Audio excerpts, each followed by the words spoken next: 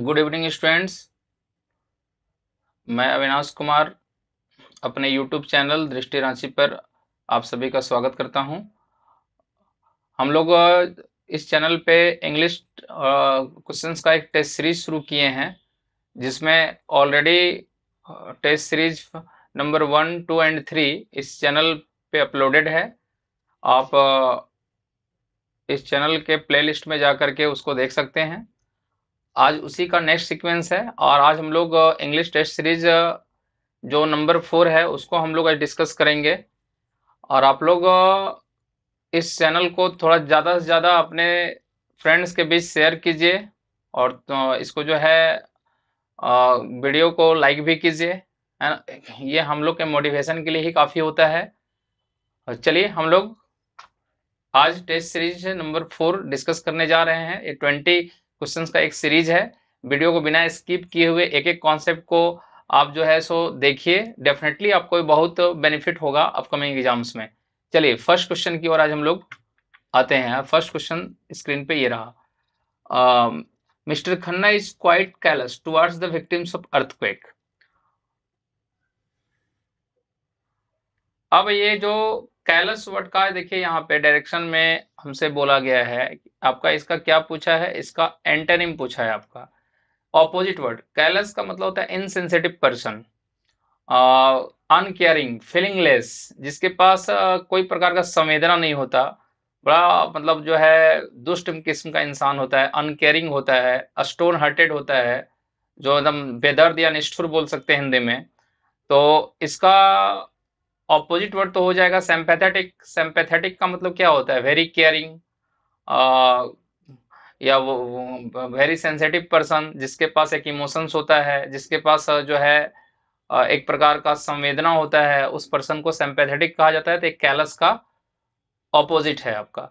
बाकी जो रैशनलिस्ट है फर्स्ट ऑप्शन, इसका मीनिंग तो होता है a person who believes in reason behind something, मतलब जो लॉजिक में या रीजन में बिलीव करता है, रैशनलिज्म में जो बिलीव करता है वही रैशनलिस्ट होता है, कि हर कुछ के पीछे कुछ ना कुछ तर्क होता है, कुछ कारण होता है, तभी चीजें ऐसी होती है। ऐसे पर्सन को हम लोग रैशनलिस्टिक बोलते हैं।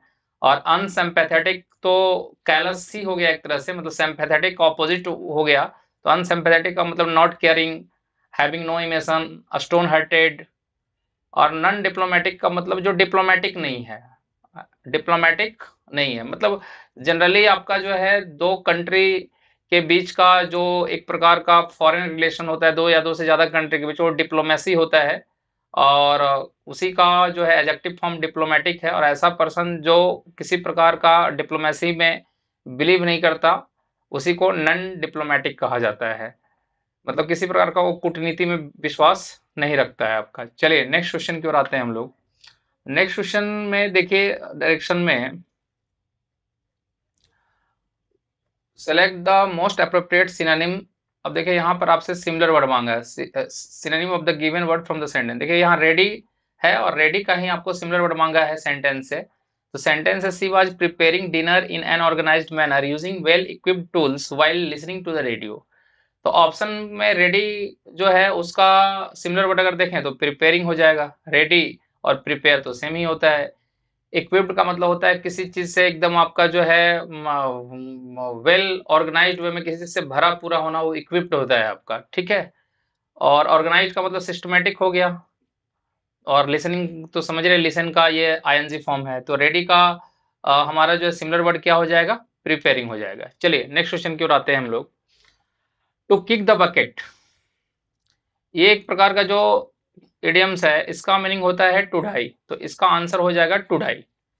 तो डायरेक्ट इसका आंसर हो जाएगा to die. To kick the bucket का मतलब होता है टू डाई। या फिर एक इसी से मिलता जुलता एक और इडियम होता है, to give up the ghost. To give up the ghost, ये दोनों जो to give up the ghost है, इसका भी मीनिंग यही होता है आपका। यहां मैं लिख दे रहा हूं to give up the ghost. तो to give up the ghost और किक द बकेट दोनों का मीनिंग होता है टू डाई। तो आंसर सेकंड हो जाएगा इसका। चलिए नेक्स्ट क्वेश्चन की ओर आते हैं हम लोग। नेक्स्ट क्वेश्चन में देखिए एरर फाइंड आउट करना है और लिखा है after knowing truth the jury took the right decision in the case. देखिए यहाँ पर बोल रहा है कि सत्य को जानने के बाद ज्यूरी बोला जाता है ग्रुप ऑफ जजेज को, कलेक्टिव नाउन होता है ये, panel of जजेज, group of जजेज called jury. कि सत्य जानने के बाद ज्यूरी ने जो है सही फैसला इस केस में सुनाया। तो आफ्टर नोइंग ट्रूथ नहीं, मतलब यहाँ पर देखिए कोई स्पेसिफिक ट्रूथ की बात हो रही है जिसको ज्यूरी ने जाना है आपका, तो ये कोई जनरल ट्रूथ नहीं है, स्पेसिफिक है। स्पेसिफिक ट्रूथ है तो कोई डेफिनेट ट्रूथ है, तो डेफिनेट आर्टिकल द लगा दीजिए ट्रूथ के साथ, तो एरर ये हो जाएगा। After knowing the truth the jury took the right decision in the case, क्योंकि देखिए स्पेसिफिक केस भी है, स्पेसिफिक डिसीजन भी है, देखिए यहाँ द लगा हुआ है, और स्पेसिफिक या डेफिनेट ज्यूरी भी है तो भी यहाँ द लगा हुआ है। तो जो ट्रूथ ज्यूरी ने जान के फैसला दिया इस केस में, और ट्रूथ भी जो होगा कोई डेफिनेट ही होगा, तो होगा आफ्टर नोइंग द ट्रूथ, तो इसका आंसर हो जाएगा सेकंड, ट्रूथ के प्लेस पे द ट्रूथ होना चाहिए। नेक्स्ट क्वेश्चन की ओर आते हैं हम लोग। The boys and the teacher wants to win. अब अगर ये देखें हम लोग, तो ये जो वर्ब वांट्स हमारा है, इसका नंबर है सिंगुलर, वर्ब का ये फिफ्थ फॉर्म है, फिफ्थ फॉर्म सिंगुलर होता है। इसका सब्जेक्ट कौन है? The boys and teacher, the teacher. अब द बॉयज एंड टीचर मिल का सब्जेक्ट तो पुल्लल हो गया, जब सब्जेक्ट पुल्लल हुआ तो वर्ब भी पुल्लल होना चाहिए, तो वर्ब पुल्लल होना चाहिए। तो देखिए ये आपका जो है फोर्थ ऑप्शन भी कट गया क्योंकि इसमें भी वांट्स है। और दूसरा कॉन्सेप्ट ये भी है कि सेकंड ऑप्शन इसलिए कट जा रहा है क्योंकि यहाँ टू जो है इसके साथ ओन लिखा है, जबकि हम लोग पढ़ते हैं कि टू के साथ वर्ब का फर्स्ट फॉर्म आता है, और इसको हम लोग ग्रामर की भाषा में इन्फिनेटिव के नाम से जानते हैं, to do, to come, to win. तो यहाँ टू विन होना चाहिए था, तो इस हिसाब से ये भी कट गया, और फर्स्ट ऑप्शन तो ऐसे ही कट गया है ना, वांट के बाद इन्फिनेटिव का यूज होना चाहिए, तो आंसर इसका थर्ड हो जाएगा। नेक्स्ट क्वेश्चन की ओर आते हैं हम लोग। देखिए नेक्स्ट वन वर्ड सब्स्टिट्यूशन का क्वेश्चन है, और लिखा है a person who believes that law and governments are not necessary. मतलब ऐसा मानता है जो कि ये जो नियम कानून है या जो सरकारें हैं ये आपका नेसेसरी नहीं है। मतलब एक ऐसा पर्सन जो कानून व्यवस्था में, लॉ एंड ऑर्डर में कोई बिलीव नहीं रखता, एब्सेंस ऑफ गवर्नमेंट में जो बिलीव रखता है कि कोई गवर्नमेंट होना ही नहीं चाहिए, इस तरह के पर्सन को हम लोग एनार्किस्ट बोलते हैं। इसी को हिंदी में अराजकतावादी बोलते हैं। एनार्किस्ट का प्रॉपर डेफिनेशन यही होता है, a person who doesn't believe in any law and order, जो किसी प्रकार के कानून व्यवस्था में विश्वास नहीं रखता, किसी प्रकार गवर्नमेंट में विश्वास नहीं रखता, एनार्किस्ट होता है आपका। ठीक है, चलिए आपका नेक्स्ट क्वेश्चन की ओर हम लोग आगे बढ़ते हैं। नंबर 7 का क्वेश्चन देखिए, ये हम लोग का मैनेजमेंट का PQRS का क्वेश्चन पूछा है आपसे, और इसमें बोला है कि कुछ ट्रिक्स एंड टेक्निक्स काम आते हैं, इस तरह क्वेश्चन को ऑप्शन से भी एलिमिनेट कर सकते हैं। तो देखिए ये जो सेंटेंस है आपका, इसमें अगर थोड़ा सा हम लोग देखें तो यहाँ पर लिखा है एक आपका, last summer I spent many days in the garden watching thousand of ants crawling up the trunk of my prized peach tree। तो इसका देखिए उसके बाद हम लोग का जो यहाँ पर है, यहाँ पर देखिए लिखा क्या है, I spend many days in the garden watching thousand और crawling up the trunk of my prize peach tree. देखिए यहाँ पर बात किया है, देखिए एक ट्री का बात किया है, देख रहे होंगे यहाँ। और फिर देखिए जो ट्री का बात किया है, फिर देखिए यहाँ पर लिखा है सी में द ट्री, मतलब ये ट्री की चर्चा पहले हो गई है, तभी यहाँ पर डेफिनेट आर्टिकल द लाया है, कि इसका मतलब ये ट्री पहले से डिफाइंड है। तो तय है कि जो ये जो सी सेंटेंस है वो डी के बाद ही आएगा, और सी सेंटेंस जब डी के बाद आएगा आपका, तो यहाँ पर अगर आप देखेंगे तो ये ऑप्शन तो कट गया, सी डी से पहले हो गया है, और यहाँ फर्स्ट ऑप्शन भी कट गया क्योंकि यहाँ भी सी डी से पहले हो गया है, और ये दोनों का कनेक्शन मिल रहा है डी ऑप्शन और सी ऑप्शन का, कि यहाँ भी ट्री की बात हुई, यहाँ भी ट्री की, तो डी और सी एक पेयर भी बना रहा है कि डी और सी साथ में ही होना चाहिए। तो उस हिसाब से देखें तो एक ही ऑप्शन में डी और सी साथ में है, तो आंसर इसका सेकंड हो जाएगा। तो ये जो ABCD या PQRS फॉर्मेट के जो क्वेश्चंस आते हैं, इसको बहुत ही आप आसानी से सॉल्व कर सकते हैं अगर आप मैंडेटरी पेयर ढूंढ लें कि कौन सा ऐसा दो सेंटेंस है जो आपस में इंटरकनेक्टेड है, तो वही आंसर तक पहुंचने में काफी होता है। मतलब जरूरी नहीं कि सारा सेंटेंस को थोरोली पढ़ा जाए उसके बाद ही आंसर मिलेगा। यहाँ पर आप ऑप्शन एलिमिनेशन टेक्निक या लिंक सिस्टम का भी यूज कर सकते हैं। चलिए नेक्स्ट क्वेश्चन की ओर आते हैं। देखिए इसमें आपका जो है पूछा है हम लोगों को क्या, तो हम लोगों को पूछा है इसका ऑपोजिट वर्ड जो अंडरलाइन है, एंटोनिम पूछा है opposite word. Do you know the old adage the show must go on. मतलब the show must go on, जो एक प्रकार का कहा मतलब क्या है, सेइंग है जिसको लोकोक्ति बोलते हैं, जो ऐसे स्टेटमेंट जो हमारे बीच काफी समय से पॉपुलर हैं, हमारे दादा जमाने से ही जो स्टेटमेंट पॉपुलर है, उन्हीं से ओल्ड सेइंग को ओल्ड एडेज कहा जाता है। तो ओल्ड एडेज जो होते हैं वो एक सेंटेंस के प्रॉपर कंस्ट्रक्शन होते हैं, जो ट्रूथ को रिवील करते हैं, जो ट्रूथ को बताते हैं। जैसे हम लोग नहीं बोलते हैं बार्किंग डॉग सेल्डम बाइट, आपका कि जो भौंकने वाले कुत्ते हैं वो काटते नहीं, इसका मतलब जो बोलने वाले इंसान है वो करते नहीं आपका। या every cloud has a silver lining, कि हर बुरे दिनों के बाद एक अच्छा दिन की शुरुआत जरूर होती है। तो ये सारे क्या हैं, ये सब प्रोवर्ब हैं। तो एडिज का मतलब एक प्रकार का प्रोवर्ब या सेइंग ही होता है। तो प्रोवर्ब या जो सेइंग होते हैं ना, वो सेंटेंस के डेफिनेट कंस्ट्रक्शन होते हैं, जो एक प्रकार का ट्रूथ को रिवील करते हैं। तो यहाँ पर इसका ऑपोजिट वर्ड है तो मिसकंस्ट्रक्शन हो जाएगा, क्योंकि एडेज तो प्रॉपर कंस्ट्रक्शन होता है आपका, और जिसका एक अपना मीनिंग भी होता है। इसका ऑपोजिट क्या हो जाएगा, मिसकंस्ट्रक्शन। रिब्यूक जो वर्ड है इसका मतलब होता है किसी को डांटना, किसी को फटकार लगाना, मतलब अस्कोल्ड हो गया इसके लिए वर्ड। इसी के लिए वर्ड हो गया चाइल्ड, इसी के लिए वर्ड हो गया एडमोनिश, इसी के लिए वर्ड हो गया आपका बिरेट, BERATE। तो अस्कोल्ड है, चाइल्ड है, एडमोनिश है, बिरेट है, रिब्यूक है, ये सब का मतलब होता है किसी को क्या, डांटना। ठीक है। और डेयर का मतलब तो होता है एक प्रकार का ब्रेवरी, या बोल सकते हैं इसका मतलब होता है करेज, साहस, हिम्मत को ही डेयर कहा जाता है। रेडिशन का मतलब तो एक्स्ट्रा होता है। तो चलिए इसका आंसर थर्ड हो जाएगा। नेक्स्ट क्वेश्चन की ओर बढ़ते हैं आगे। 9 नंबर में फिर से देखिए अरेंजमेंट का ही क्वेश्चन आया है। अरेंजमेंट का क्वेश्चन देखिए, इसका कोई मैजिकल या फिर मैजिक का कोई ट्रिक नहीं होता। थोड़ा सा सेंटेंस का पेयर बनाना होगा, और इसके लिए आपको अपना रीडिंग स्किल अगर स्मूथ कर लें तो इस तरह के क्वेश्चंस को और आसानी से और कम समय में टैकल किया जा सकता है। तो 9 नंबर में देखें हम लोग, तो शुरुआत पहले किस सेंटेंस से हो जाए। तो देखिए यहाँ पर एक जगह लिख रहा है many of the developed countries. देखिए यहाँ पर लिखा है द डेवलप्ड कंट्रीज, यहाँ पर कंट्रीज की बात हुई है। ठीक है। और उसके बाद देखिए यहाँ पर लिखा है many of the will promote the growth of their economy in way or the other, no matter whether they receive substantial outside aid in the process or not। अब इसमें हम लोग अगर देखें तो यहाँ पर लिखा है अंडर डेवलप्ड कंट्रीज की बात किया है, और डी में देखिए लिखा है the character of that development however is likely to be strongly influenced by the types of and amounts of aid available। ठीक है। तो यहाँ पर देखिए यहाँ भी अंडर डेवलप्ड की बात हुई है, और यहाँ भी देखिए डेवलपमेंट की बात हुई है। तो कहीं ना कहीं ये दोनों सेंटेंस भी इंटरकनेक्टेड नजर आ रहे हैं। कौन कौन से, बी और डी। और उसके बाद अगर देखें the outcome is much more likely to be favourable if there is a substantial international aid. देखिए यहाँ पर एक मेंशन किया है सब्सटेंशियल इंटरनेशनल एड, इसको ध्यान दीजिएगा। और फिर यहाँ पर देखिए नंबर आपका जो सी है, इसमें भी क्या लिखा है, by substantial aid I mean not only large amounts of technical assistant but also capital. देखिए यहाँ भी सब्सटेंशियल एड की बात किया है।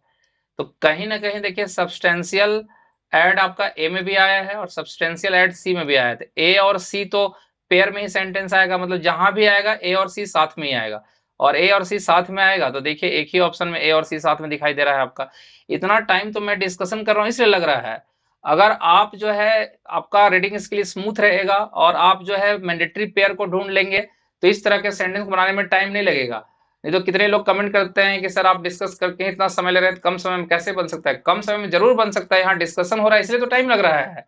और मैं यही बस समझाना चाह रहा हूँ कि आपको अगर मैंडेटरी पेयर ढूंढना आ जाए, दो सेंटेंस के बीच का अगर इंटरकनेक्शन आप ढूंढ लें तो आसानी से इस तरह के क्वेश्चन को किया जा सकता है। तो सब्सटेंशियल एड ए में भी है, सी में भी है, ए और सी का मैंडेटरी पेयर है, एक ही ऑप्शन में ए और सी साथ में दिखाई दे रहे हैं। आंसर इसका फर्स्ट हो जाएगा। चलिए नेक्स्ट क्वेश्चन की ओर आते हैं। He was compelled by everyone to join the group। compelled का मतलब होता है, इसका एंटोनिम आपसे मांगा है। एंटोनिम का compel का मतलब किसी को एग्रेसिव करना या फोर्स करना। compel मीन्स व्हाट, किसी को फोर्स करना, फोर्स विवश कर देना। He was compelled by everyone to join the group, कि वो ग्रुप ज्वाइन करने के लिए सबके द्वारा क्या किया गया, उसको फोर्स किया गया आपका। ठीक है।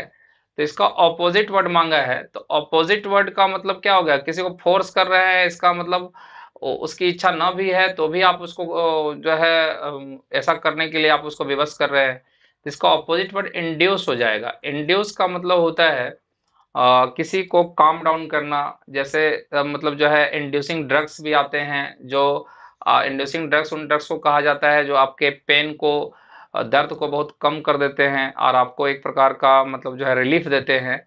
तो फोर्स का मतलब तो एक तरह से जो है सो किसी को रिलीफ देना ही होगा, तो इसका आंसर इंड्यूस्ड हो जाएगा। बाकी जो कॉन्फेस वर्ड है, कॉन्फेस वर्ड का मीनिंग होता है टू एडमिट मिस्टेक, गिल्ट, मतलब कोई गलती वगैरह को स्वीकार करना। ऑब्सक्योर्ड वर्ड जो है इसका मतलब होता है नॉट वेरी क्लियर, अस्पष्ट। तो ये ऑब्सक्योर्ड तो आंसर होगा नहीं, तो कॉम्पेल्ड का आंसर आपका हो जाएगा इंड्यूस्ड। चलिए नेक्स्ट क्वेश्चन की ओर आते हैं हम लोग। 11 नंबर क्वेश्चन में हम लोग को सिमिलर वर्ड ढूंढना है। देखिए यहाँ पर लिखा है सिनोनिम, तो यहाँ पर क्या हम लोग को ढूंढना है आपका, हाँ यहाँ पर सिनोनिम ढूंढना है हम लोगों को। और वर्ड क्या है, होस्टाइल। होस्टाइल का मतलब होता है एक प्रकार का इनमिटी, हॉस्टिलिटी वर्ड इसी से बना है। इनमिटी का मतलब क्या हो गया, दुश्मनी, है ना।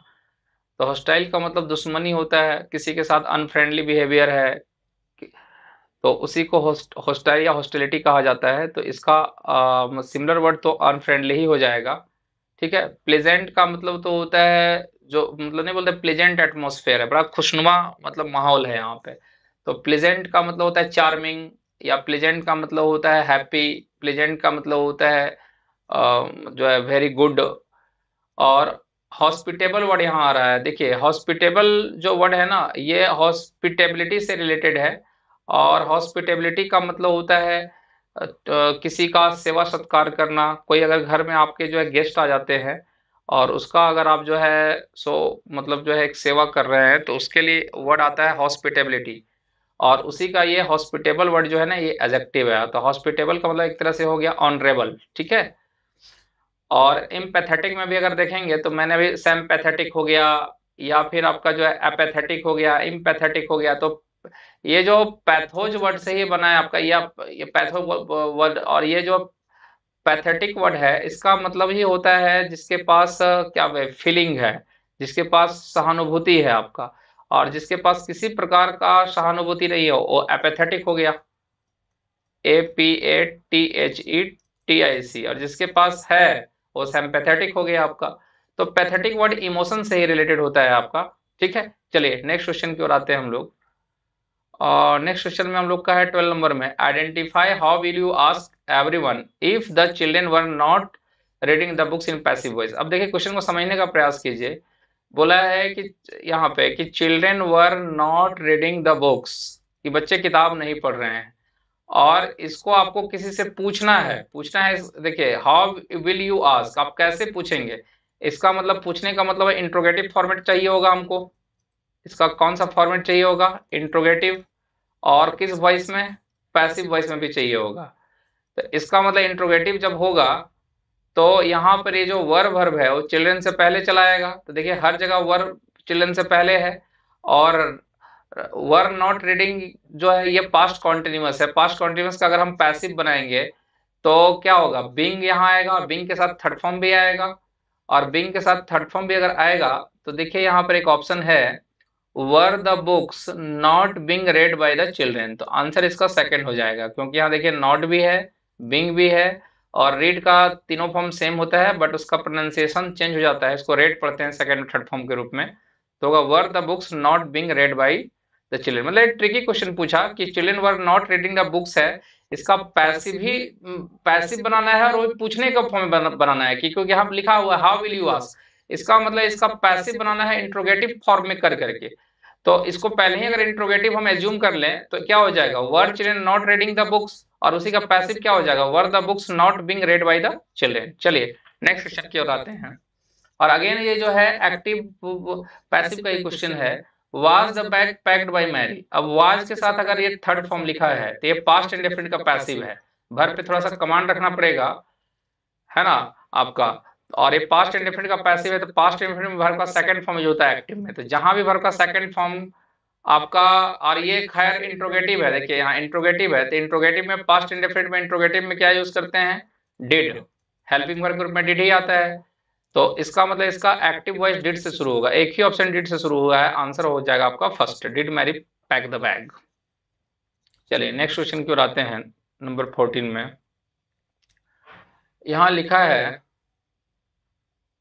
सब, वन वर्ड सब्स्टिट्यूशन का एक क्वेश्चन है, the fact that God created man, कि वो फैक्ट जो ईश्वर ने इंसानों को बनाया था, in his personal view by giving him an intellectual spirit, उनमें एक इंटेलेक्चुअल स्पिरिट दे करके, स्पिरिट का मतलब क्या होता है, एनर्जी, उत्साह, elevates him above the best of the field, जो उसको एलिवेट करता है, मतलब एक ऊंचा दर्जा प्रदान करता है, जो मतलब जितने भी इस संसार में जीव जंतु हैं उसमें आपका जो है उसके अंदर एक इंटेलेक्चुअल स्पिरिट डाला गया इंसानों के अंदर, जो उसको सबसे ऊंचाई पर रखता है, मतलब वो सबको कंट्रोल में रख सकता है क्योंकि उसके पास इंटेलेक्चुअल स्पिरिट है, सोचने समझने की क्षमता है।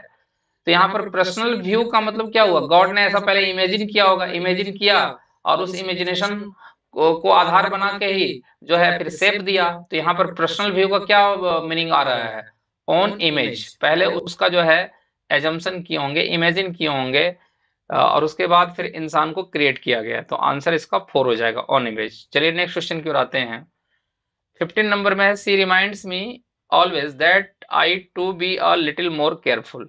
अब देखिए आई के साथ तो हैज यूज करेंगे नहीं, सबको पता है कि आई के साथ हम लोग हैव लिखते हैं, और रिमाइंड्स यहाँ प्रेजेंट में है तो हैड भी नहीं होगा, हैड तो पास्ट बताएगा, और मस्ट इसलिए रॉन्ग हो जाएगा क्योंकि मस्ट मॉडल है, और सबको पता है कि मॉडल के बाद हम लोगों को वर्ब का फर्स्ट फॉर्म लिखते हैं। तो तीन ऑप्शन जब एलिमिनेट हो ही गए तो आंसर आपका सेकंड हो जाएगा, I have to be a little more careful. चलिए नेक्स्ट क्वेश्चन की ओर आते हैं, 16 नंबर में, और इसमें पूछा है, in the following sentence 4 words are underlined out of which one word is incorrectly spelled. इसमें आपको पूछा है कि कौन सा वर्ड इनकरेक्टली स्पेल्ड है, मतलब इसका स्पेलिंग रॉन्ग है। तो अगर देखें तो लॉट ऑफ स्पॉन्टेनिटी, अब यही वर्ड का स्पेलिंग रॉन्ग है, देखिए ऑप्शन भी दिया हुआ है। तो ये जो ब्रेन स्टॉर्म है ये बिल्कुल सही वर्ड है ना। एक्सटेम्पोर वर्ड भी बिल्कुल सही है, एक्सटेम्पोर का मतलब ही होता है स्पीच डिलीवर्ड विदाउट प्रिपरेशन, ऐसा भाषण जो बिना तैयारी का दिया जाता है उसको एक्सटेम्पोर बोलते हैं। इसी के लिए एक और अच्छा वर्ड आता है वन वर्ड सब्स्टिट्यूशन में, इम्प्रॉम्प्टू, IMPROMPTU,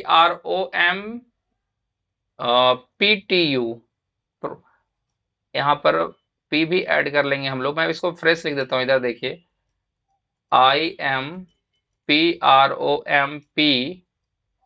इम्प्रॉम्प्टू। इम्प्रॉम्प्टू और एक्सटेम्पोर दोनों का मीनिंग होता है स्पीच डिलीवर्ड विदाउट प्रिपरेशन। और इंस्टेंटेनियसली जो वर्ड है ये भी आपका बिल्कुल स्पेलिंग इसका सही है, तो स्पॉन्टेनिटी जो वर्ड है इसका स्पेलिंग रॉन्ग आपका है, इसका स्पेलिंग होना चाहिए SPONTANEITY,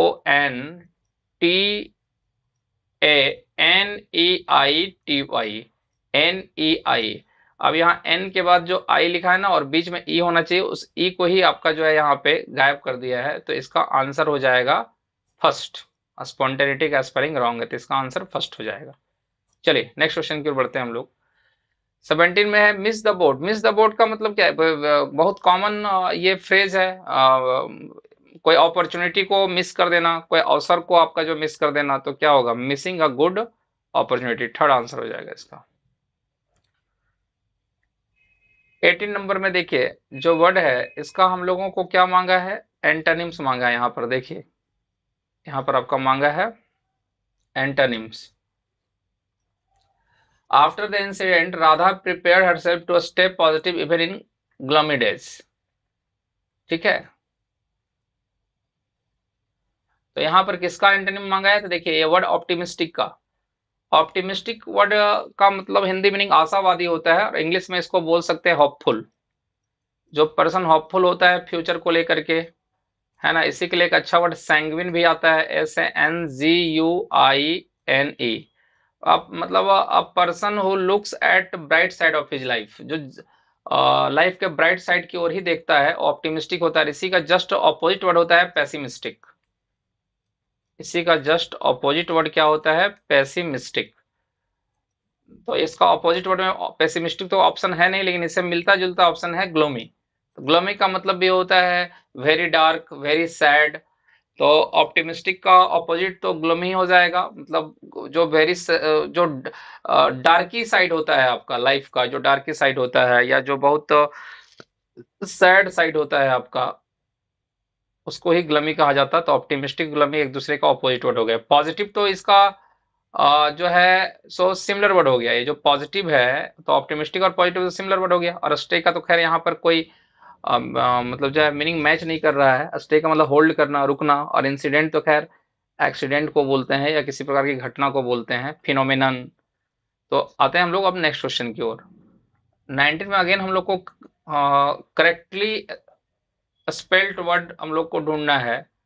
तो देखिए ये जो स्टैचू है इसका स्पेलिंग तो रॉन्ग है, इसका होना चाहिए STATUE, ये रॉन्ग हो गया।